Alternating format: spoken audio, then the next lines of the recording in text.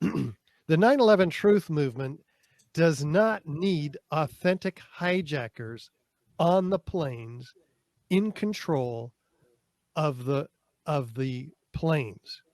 It does not need hijackers on the planes who themselves may have been hijacked by remote controlled planes. It does not depend on any hijackers or anybody else for that matter on the planes that hit or missed their targets. My point here is that you have intelligence agencies setting up patsies who didn't even need to be on the planes. You can just provide whatever proof you want that they were. And even if they were, it doesn't matter because they're controlling the planes, they're controlling the patsies. But the 9/11 Truth Movement does not depend at all. We're not blaming the hijackers. We're blaming the real perpetrators of 9/11 who simply used those patsies. So this argument put forth again and again and again by this particular individual, Adam, is absolutely off the point. And I don't know why he keeps pushing it, but it is. I hear it like it's just this point. It's irrelevant. Thanks, Richard Gage.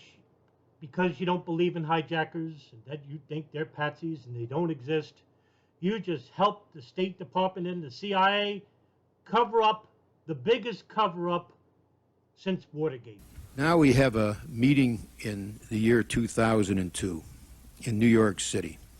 And this is a meeting of a CIA analyst and FBI officials from the New York field office, which was the office investigating the Cole bombing and the FBI headquarters, including the FBI analyst on detail to the counterterrorist center at the CIA.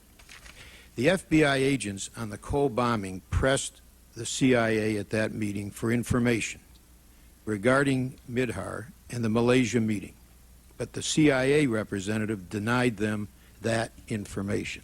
It's a very specific finding in the staff report that there was a refusal to share that information relative to Midhar and Malaysia and as to why the CIA was tracking Midhar at a June 2001 meeting on the specific request of an FBI agent in New York. My question is, do you know why that CIA agent refused to tell the CIA agent what the FBI, what the CIA, let me start over. Do you know why the CIA agent refused to tell the FBI agent what the CIA agent knew when the FBI agent specifically said, why are you tracking Midhar?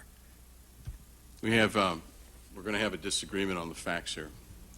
And here are the facts as I understand them. There were 3 people who left New York to go to Washington to go to New York that day.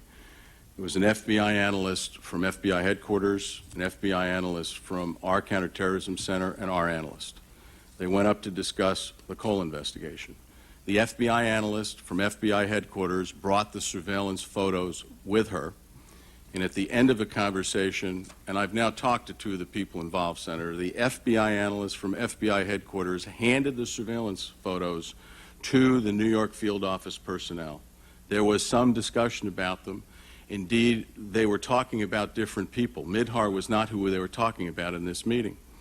When I asked our person at this meeting as to whether he was specifically asked about Midhar and Hazmi, he has no recollection of the subject ever being directed to him or ever coming up. So there's a factual issue here, and I've only talked to 2 of the people involved. Let me read you the staff report. The CIA analyst who attended the New York meeting acknowledged to the Joint Inquiry staff that he had seen the information regarding al-Midhar's U.S. visa and al-Hazmi's travel to the United States, but he stated that he would not share information outside of the CIA unless he had authority to do so. That's what he told our staff. Do you disagree with that? Sir, I've talked to him as well. Do you disagree that he said that to our staff? Well, no, I don't disagree. He said it to your staff. I'm telling you what Did he told tell you something differently? Yes, sir. He Okay. gave me a different perspective. So he told you and he told our staff something differently. Well, Okay. But I think it's important, sir. Yeah, just but for- our time is limited, so let me just keep going. That's the answer. He told you something differently from what he told our staff. Mr. Mueller, Director Mueller, at that June 11th meeting, did the FBI know that Midhar and Hazmi were at the January 2000 meeting of al-Qaeda operatives in Malaysia? I don't believe they did. All right. So we still don't know in June of 2001 what the CIA has known for 15